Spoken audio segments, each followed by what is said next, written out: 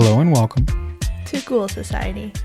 That's my fiance Montana. And that's my fiance Sara. We're grateful to be recording on the unceded stolen territories of the Songhees and Esquimalt First Nations and the Lekwungen and Wasanich peoples whose historical relationships with the land continue to this day. As uninvited guests, we are committed to disrupting racism and colonial violence within ourselves, our families, and our communities. By listening to this podcast, you've officially been inducted into the Ghoul Society. And everybody, welcome Montana. Claps, snaps. Thank you. Snaps, welcome back. Thank you. First recording, or first recurring guest. First recurring guest. Mm-hmm. That's big. Yeah. First recurring host, actually. So. Oh, yeah. First recurring co-host. Co-host. Yeah. Sucks to be Jamie. She's Sorry. out. Oh. I'm in. Yeah. She's How out, I'm does in. it feel to be on the podcast again? Fantastic. Yeah? I'm pumped. I wanted Sara to give me something real spooky. Real spooky. Real spooky. Yeah. I'm pretty pumped to be on the show again. I'm pretty pumped to have you. Thank you. I'm really excited for all my fans. They've been clamoring in my DMs. Yeah, the fans have been wanting you. Everyone's been saying, when are you going to be on Ghoul Society? I was like, calm down. And everybody's been wanting a local story. Is this local? Maybe. Ooh. You got anything else to tell the listeners? It's summertime. We just went to the lake. We did just go to the lake. It was nice. It was really hot. Really hot. The UV was like 8. I'm feeling like... sleepy. I'm feeling like I spent the day in the indoor swimming pool as a kid. Yeah. And I get home. Yeah. And I just kind of want to nap. Yeah. That's how I feel. After this, I'm going to make my D&D character sheet because Montana has really been looking into the DMing aspect of D&D, and we're hoping to kind of put a little, maybe a one-off campaign to start with our friends. I'm not too sure. Yeah, we'll have to see. I don't know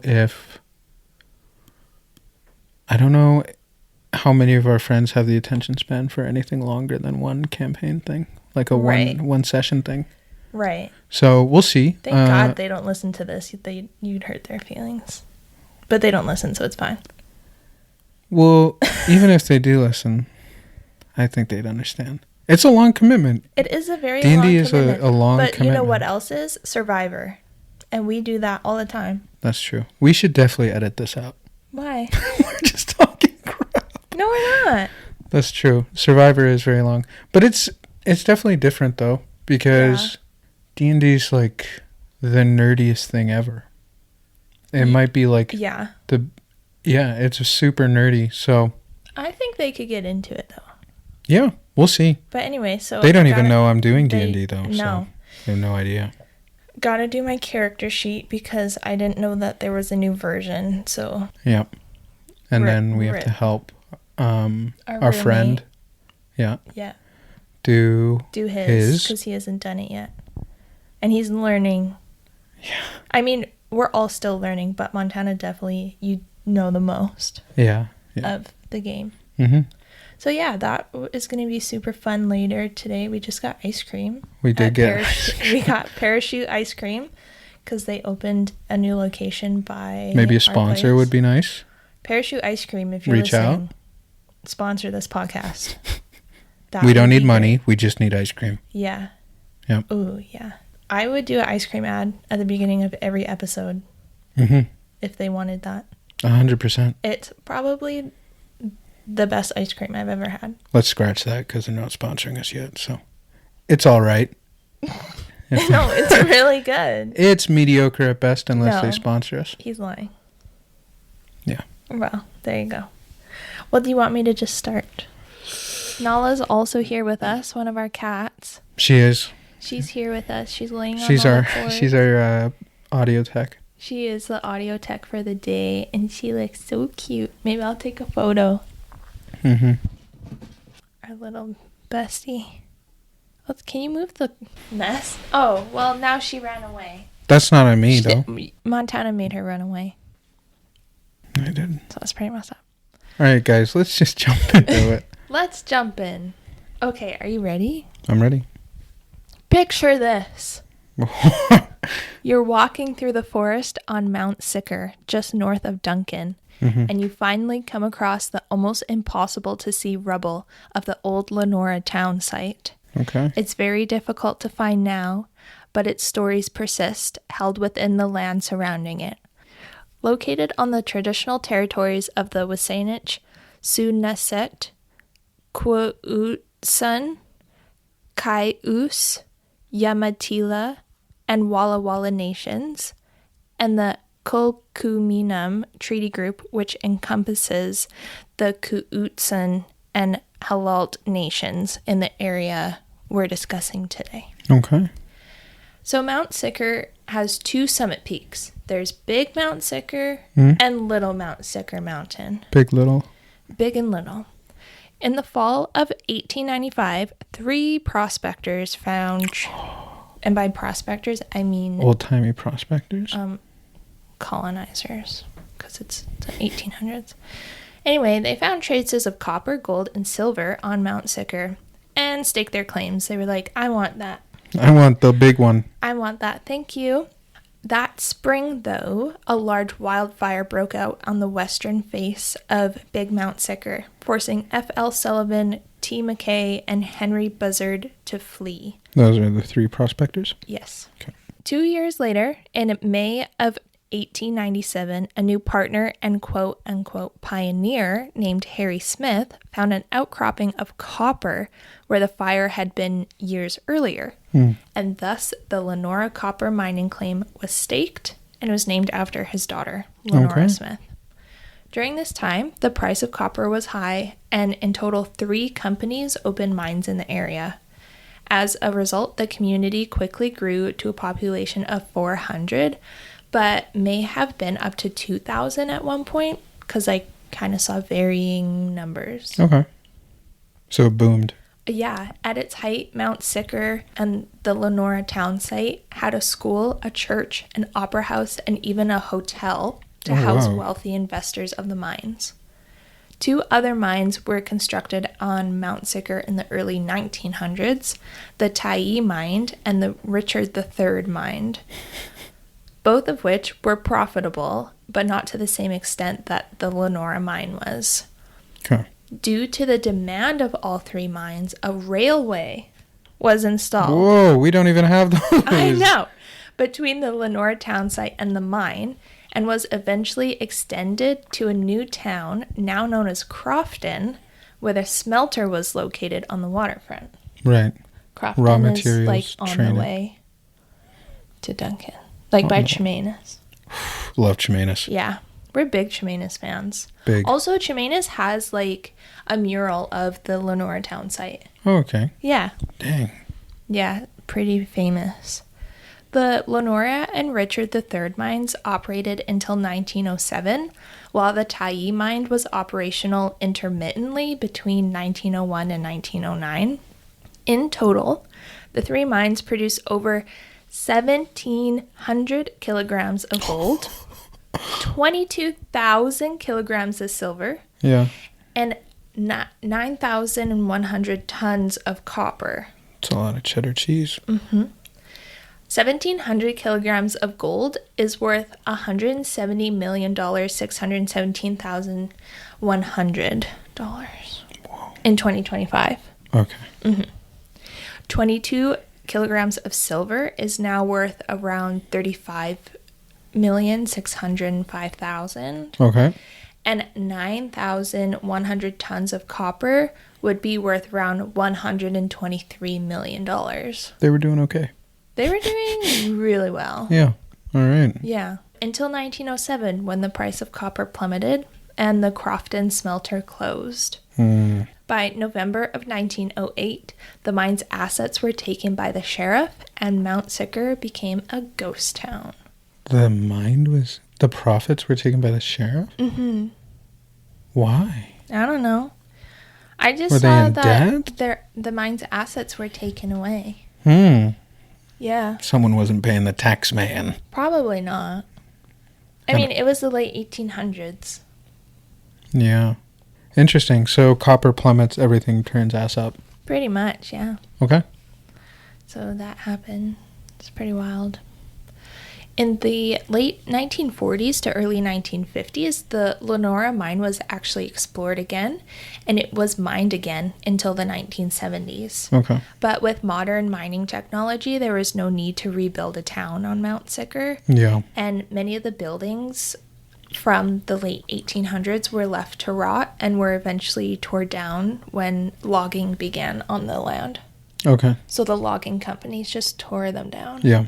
And I was like, damn. You know what? You don't see ghost towns anymore. You don't. That's why I bought that book. Oh, guys, we went to a book sale today.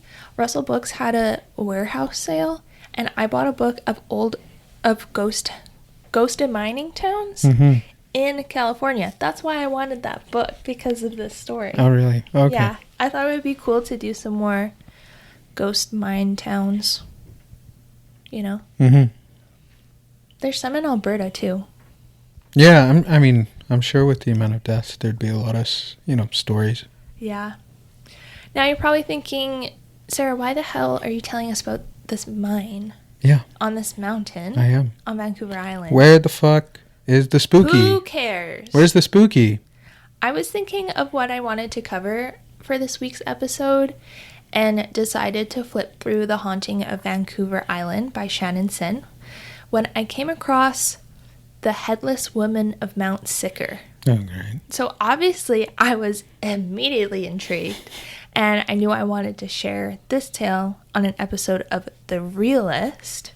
Oh yeah, I'm The Realist. Because I knew that you, Montana, might have a lot to say about this specific ghost and haunting. I bet I will. Because you're already like, God damn it. No. I really like spooky. My favorite kind of spooky is, it either needs to be so spooky that I know it's fake, but I don't care. That's how spooky it is, kind of thing.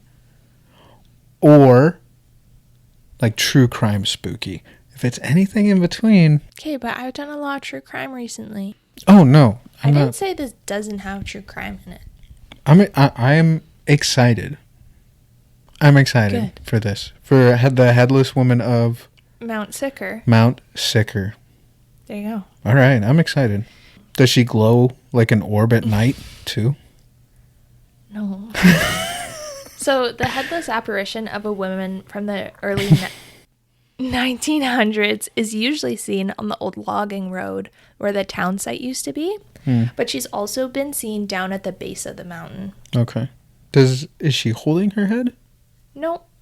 She just a random body. She's headless. Got it. Not nearly headless? Not nearly headless. Completely Headless. That's brutal. And it's thought that she is the spirit of a woman named Mrs. Campbell. And we're going to discuss her story.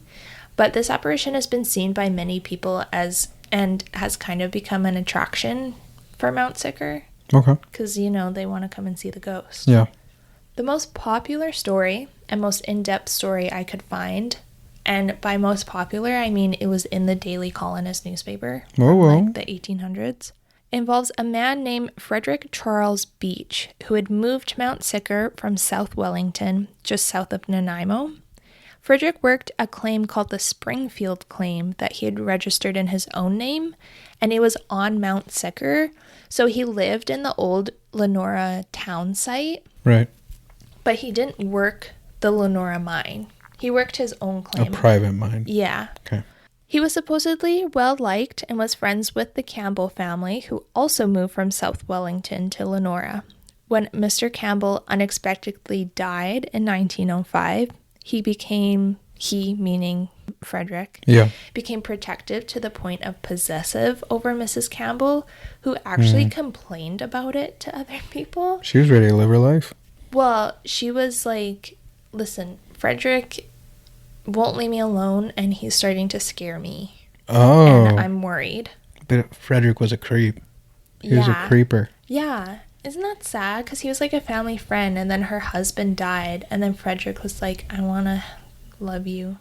Was it like lovey, creepy, or just... Yeah, like he was really protective over her. Right. And like he wanted to pursue her. Oh. Yeah. It's no good? Mm-mm. No, don't like that.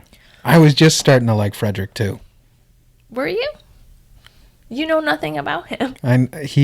He's a go-getter. I know that, Started his own mind. Yeah, that's true. And then he saw Miss Campbell. Yeah. And then he just decided to be a creep. Yeah. That's too bad. So on August 20th, young May Campbell, daughter to Mr. and Mrs. Campbell, rushed into the Mount Sicker Hotel to inform proprietor Thomas that Frederick Beach was attempting to kill her mom. Whoa. Yeah. So Thomas was like, what the hell? He goes to the porch of the hotel, and Thomas could hear a disturbance from the nearby cabin where Mrs. Campbell supported her 3 children as a laundress for the community. Just a go-getter, too. She really is. Just then, a man named Joe Biboo. Biboo. I know. That's a good name. Good name. I know. He was the owner of the Mount Brenton Hotel, which was just like further up the mountain. How many hotels? There's like 2 hotels up here. That's more than our hometown now. No, it's not. Growing up, it was. Yeah, I know. So he arrives because I guess Mrs. Campbell was able to escape from Frederick and like ran up to the other hotel because I think the hotels were in opposite directions. Okay, so like, daughter went to one, she went to the other after. Exactly. Okay. So Biboo walked up to the Campbell house, but it was empty. So then he goes back to the Mount Sicker Hotel and he asked Thomas if he knew where Frederick Beach was. Mm-hmm. Thankfully, Thomas had actually seen him run towards a gully down the road. So he's like, I don't know, he's probably over there in the forest or something. Maybe Thomas should have a little bit more, go-gettedness. Yeah. I don't fucking know. Over there. And as Biboo advanced towards the ravine, a rifle shot rang out. And he'd been shot in the stomach. Biboo? Yeah. Oh, what? Yeah. And they were friends. Frederick shot Biboo? Yeah, and they were friends. Wow. That's why he was like, what's going on? That's why Mrs. Campbell ran to him. Because they were friends. Because Frederick and Biboo. And, yeah. Were friends. Yeah. Frederick then shoots Biboo. Yeah. Wow. Yeah. According to the newspaper, the Daily Colonist, Biboo raised his arms and screamed, "Murder!" and began stumbling backwards towards his hotel when another shot rang out. This time, the bullet tore through his shoulder up to his throat and severing his jugular vein. Well, he couldn't yell murder anymore. No. So he bled out, obviously. He died. I love a flair for the dramatic when you're about to... So dramatic. Murder! Murder! Wow. Those arms up in the air. What a way to go out. Right? Thomas, his wife, and a few of their guests had just watched the cold-blooded murder of Biboo in shock. Thomas ran out towards him when Beach stood out behind some bushes, apparently staring at Biboo with no emotion. Damn. As women from the Mount Sicker Hotel began to scream, Beach raised his rifle towards Thomas, who began running back to his hotel. Beach apparently fired 2 shots at Thomas, both of which missed and struck the hotel's wooden structure. Damn, Thomas wanted none of it. Well, he was scared. Yeah, no. He didn't have a gun on him, I guess. Yeah. And that's when Beach just began walking back towards his cabin. What? Mm-hmm. He just murdered someone and was like, you know what? It's time to go home. Yeah, like much. After a long day. Yeah. Many miners who were alerted by the shooting recovered Biboo's body from the street and gathered at the hotel. Eventually, word was sent to a Constable A.H. Lamas in Duncan and Constable R.B. Hallhead of Chemainus, who, once in Lenora, recruited a posse of miners and dispatched armed guards to all road junctions and trails leading from the mountainside. When you say a posse of minors, I just imagine youths. Just angry looking youths. They probably were youths, I know. Though, because it's the late 1800s and they're mining. Just so a 15-year-old with a coal face. Yeah, like not even just old men or like adults. Yeah. There's probably kids too. Yeah, I don't doubt that. Yeah. Pretty crazy. A bunch of go-getters. Exactly. They then moved towards Beach's cabin and ordered Beach to surrender. Eventually, they broke his door down, but he wasn't there. There's only 3 letters in the cabin. Oh, a little flair for the dramatic. One was a goodbye letter to his friends in Lenora and the surrounding community. The other letters confirmed that his friend Bibo had been at the wrong place at the wrong time, and Beach blamed Mrs. Thomas, wife of the hotel owner, claiming that she was coming between him and Mrs. Campbell. What? Yeah.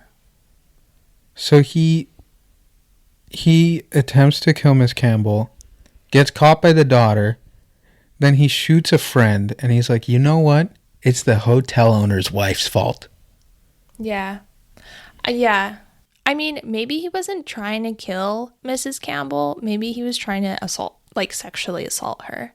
Right. And then her daughter was like, restraint kind of stuff. And then maybe her daughter was like, he's trying to kill my mom. Sure. Because, kids don't know. Exactly. Kids don't know anything. I mean, sexual assault can lead to killing. Yeah.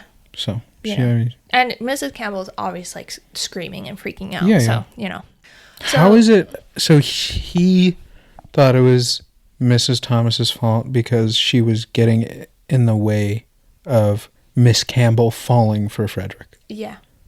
Interesting. Probably because I assume Mrs. Thomas was probably one of the people who Mrs. Campbell went and complained to about Frederick.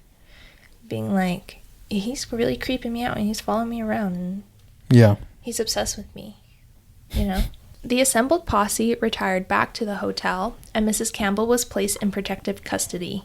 And by that, I mean she was placed in a room upstairs in the hotel, and she wasn't allowed to leave. Yeah. Beach was known to be a smart wilderness man, so they knew he could have fled into the woods or towards the ocean, namely Barkley Sound, but they expected him to return to some point of civilization by hunger, or that he would kill himself since he left those letters, because they were kind of like suicide notes. Okay, yeah. 2 days later, Beach actually slipped past the police and returned to Lenora. What? Yeah, I don't know who. How big is this town where he can just do that? I don't know. He was determined to finish what he had started. Whoa. Hiding 50 yards from the hotel, he made himself known by firing a bunch of shots in the air. Pow, pow, pow. Dude, everyone is such a little diva in this town. He's such a diva. Legend goes that Mrs. Campbell rushed towards a window in the hotel. That is the stupidest. When a bullet whizzed past her, causing her to faint.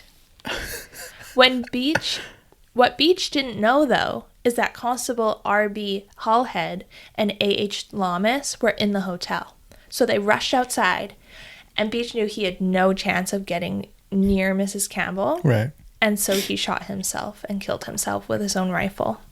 Dude, what a diva. It's thought that when Beach saw Mrs. Campbell faint, he assumed he'd killed her and achieved his goal of killing her. Right. Because if he can't have her, no one can have her. That's how I feel about you. Right. Okay. Anyway. Edit that out. Cut that. It's thought that Frederick Beach. Thank you. It's thought that Frederick Beach had become manic and obsessive over Mrs. Campbell. Yeah. Because he was so isolated from the other people in the town because he lived and worked alone. Right. Sure. And he likely kept all of his thoughts to himself and began a perpetual cycle of thinking like, no one can have her, just me, kind of thing. Like, I want to pursue her and no one else can be with her. Sure. Any man who spoke with Mrs. Campbell was viewed as a criminal, and every person who had protected her was his enemy. I think he saw her as his object. Yeah. He was like, I own her now. Yeah. Yeah. So that's really sad. Could just be a wacko, too. Could just be a wacko. So if Mrs. Campbell was a survivor of Frederick Beach, why is her spirit seen on Mount Sicker? That is what I'm wondering. And Beach aren't. That's a good point. Right? You know, this is the problem with these ghost rules. It makes no sense. So she better be headless by the end of this, I promise. Or I'm going to flip my lid. No, that's the end of Mrs. Campbell's story. She died. What? I couldn't find anything else about her, like her life. She didn't get guillotined or I don't think a mining accident? No, I don't think she died on the mountain because it's natural causes. They didn't have I don't think there was a cemetery up there. I think she lived her life.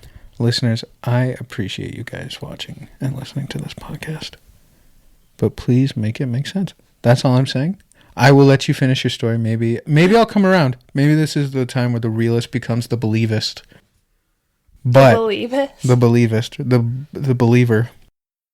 However, wouldn't it make more sense for the ghost of what's the mountain called again? Mount Sicker. Mount Sicker. Wouldn't the ghost of Mount Sicker make more sense to be Bibbo? Yeah. And you just hear murder, murder. That's a really good voice. Thanks.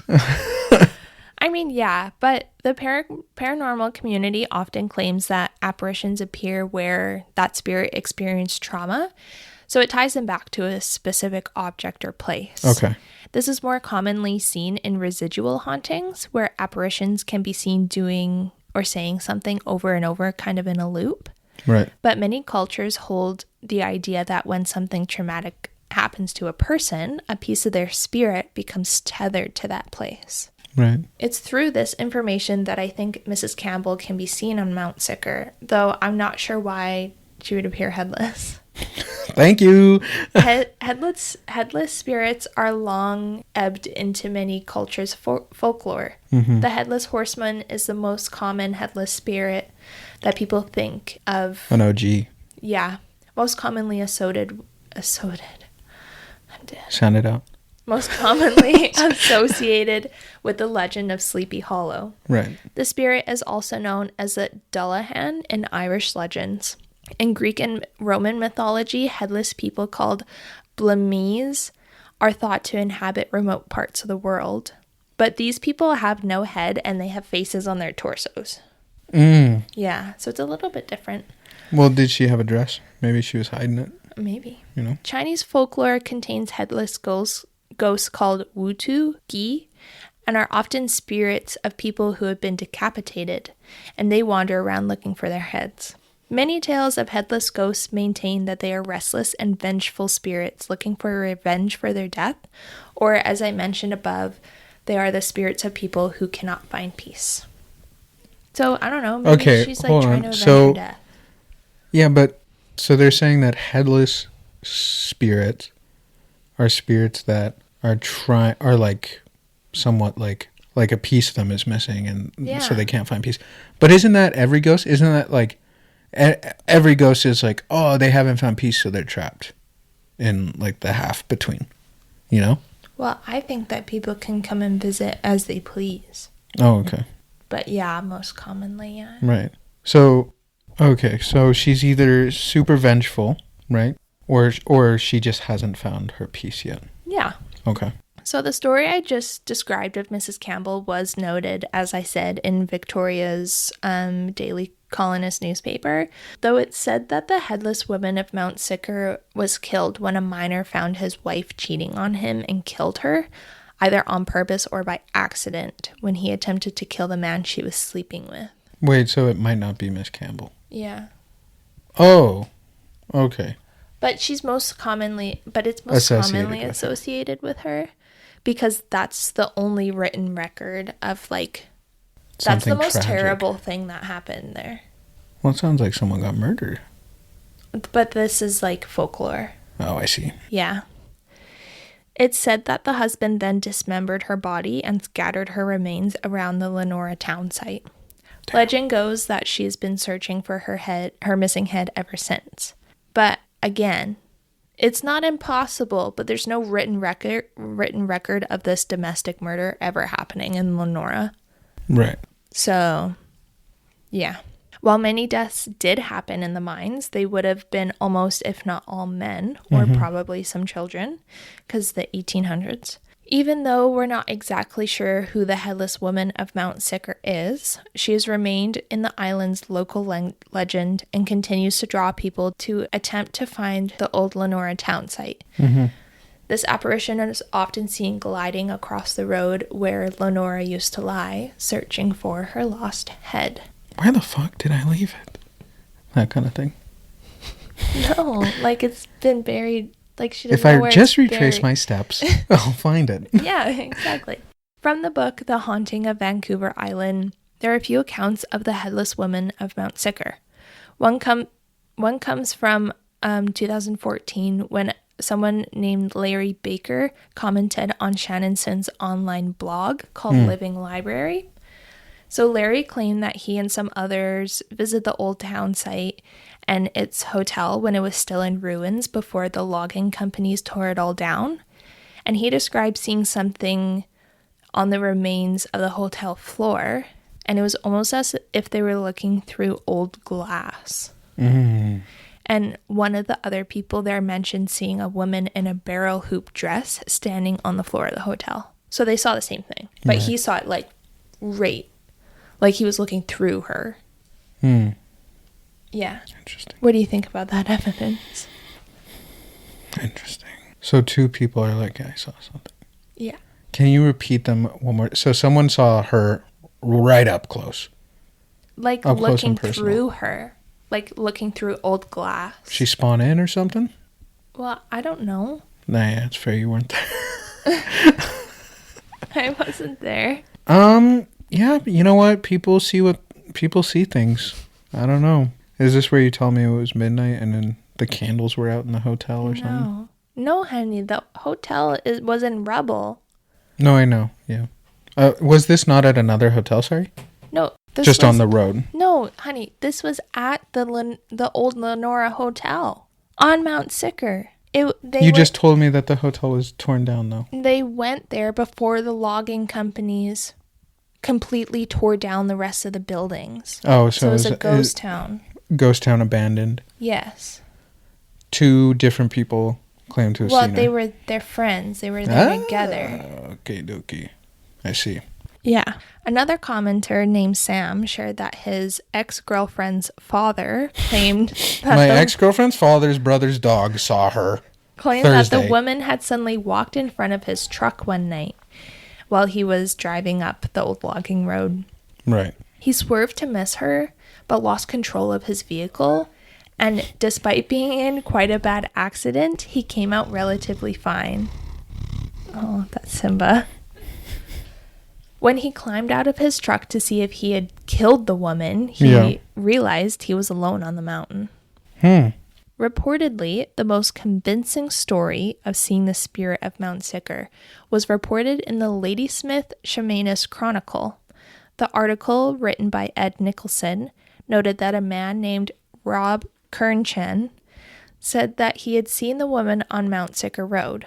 He described her as a pale-looking woman wearing a white nightgown, and she was walking down the side of the road before she disappeared. But that's just a classic tale of a woman in white. Yeah. And like back road stuff, so who knows? Who knows? It's always like I'm writing a blog and another person told me that they saw this person. I've never, not even you will sometimes say I felt something or I think I've seen something. Yeah. But it's like knowing that I know, and I know so many people that believe in ghosts are just like most of my family believes. Most of our friends, I believe. Most of your family believes? Mm-hmm. Since when?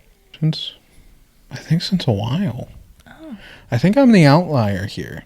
But Let's get it from your dad's side. Yeah, but no one's ever been like, I've seen a ghost. Yep, I have seen a ghost. I saw one at work. Okay. I did. Okay, then research it and pull it up. Who is it? What? Who is it? Who's at your work? I don't know.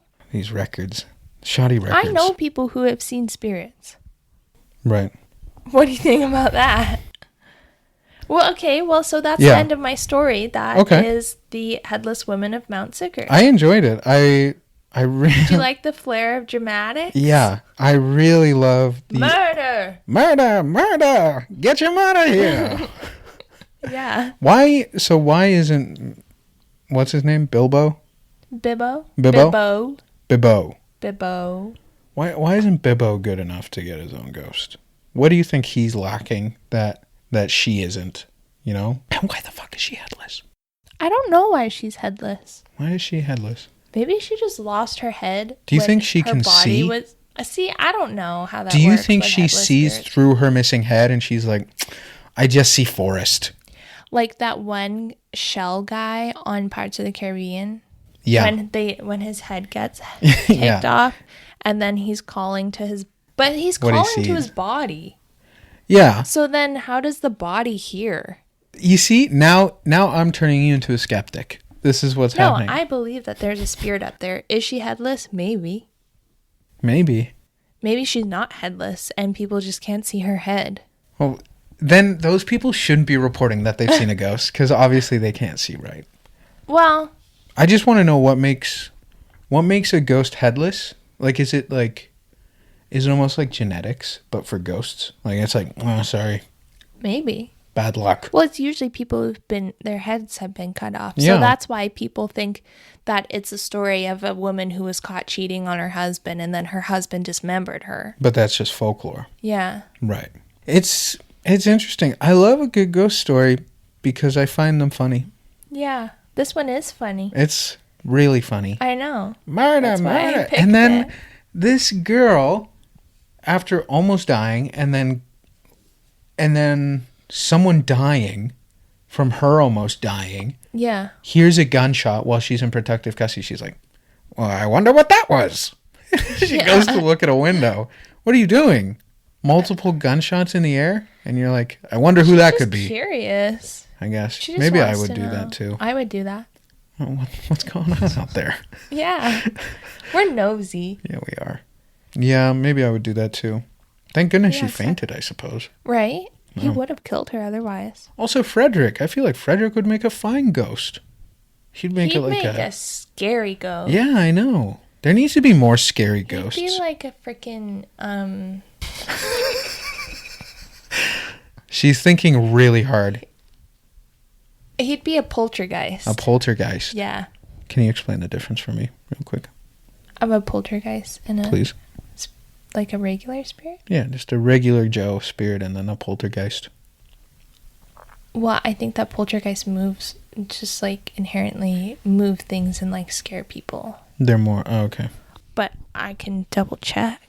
Okay, so ghosts are generally considered to be the spirits of deceased humans. Oh, poltergeists are often described as disruptive, mischievous entities that are not necessarily tied to a specific person or place. And are known for creating physical disturbances. Okay. I think that Frederick Beach would have been a poltergeist. Just moving stuff. Yeah, he would have been fucking shit up. Right. Yeah, maybe. But like, why doesn't he get that? You think he found peace? Did he find peace? I feel like he wouldn't have found peace once he realized that he was dead and Mrs. Campbell wasn't. Yeah, exactly. So you think his spirit would be around. I don't know. Maybe he haunted her. We don't know. What about this? Follow me here. Okay. Frederick did become poltergeist. She did become a spirit. He was like, got you now. Chops her head off as a ghost. Could be. He has her head. Could be. Yeah. You never know. I think I figured it out, listeners. I think maybe. Who knows? I love ghosts. Do you have anything else to add? I will say I liked this story a lot. However, a skeptic I shall remain. I'm sorry. It hasn't won me over. Maybe next episode. Am I on next week? Or not? Yeah, you'll be. We have to do one more until Jamie's back. Well, I'm just replacing Jamie, so I'm assuming I'm just... You can take that up with your sister-in-law. Sorry, you're lost. Yeah, I think I'm the realist. I think... I'm the realist. The what? What did I say? You were just like, I'm the realist. Listeners, I'm a realist. I'm the realist, all right? You are a realist. Yeah. I think what we need to do, and the listeners need to chime in, we need to go to an abandoned asylum, a haunted, spooky place, and we need to record a podcast at 2 a.m. talking about the spirit. Yeah, Jamie and I are going to get a ghost box, and we want to do that. Do you want to join us? Yeah, as long as you guys don't gang up on me. No, but because then I'll feel protected. That's fine, but I'm going to laugh and egg it on. If nothing happens. Okay, maybe it's a bad idea because then something's going to follow us home. Nothing's going to follow us home because there's nothing out there. Uh-oh. You can't make fun of me then when we leave and I say you cannot follow us home. And I say, get in the car. No, Montana. There are really serious boundaries that you will not cross if you come with us. Yeah, that's fine. I will respect it enough for you to feel safe. I guess that's all you can ask for. When you're dealing with a realist. And on that note... You've all been inducted to the Ghoul Society. Thanks, guys. We'll catch you not next week, but the week after. And if you have any questions, comments, critiques, or concerns, you can DM us on Instagram at Ghoul Society Pod, or you can send us an email at ghoulsocietypod@gmail.com, and leave us a 5-star review.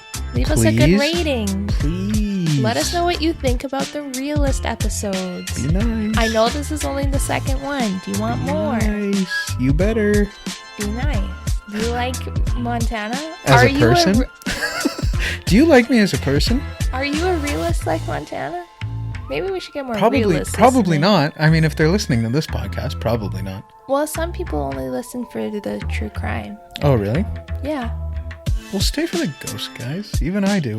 Come for the true crime. Stay for the ghost. No. You can still get a little spooked up listening to a ghost story if you don't believe it. Well, I think a lot of people will probably mainly listen during Halloween. Listen, guys, it's mid-July. It's spooky season, guys. It is almost time for Sarah's spooky time season. to shine. It is almost time. Also, Halloween is on a Friday this year. It'll be big. It'll be huge. Huge. Maybe we should go to the cemetery. Oh, yeah. Start interview. Can we interview the headstones? Yes. What's your name? What's your occupation? How'd you die? Thank you so much.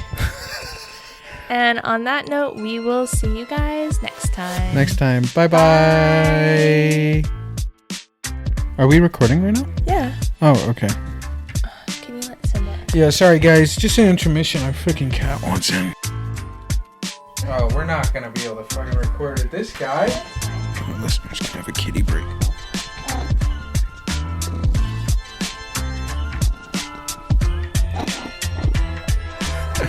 That can be your sign-off.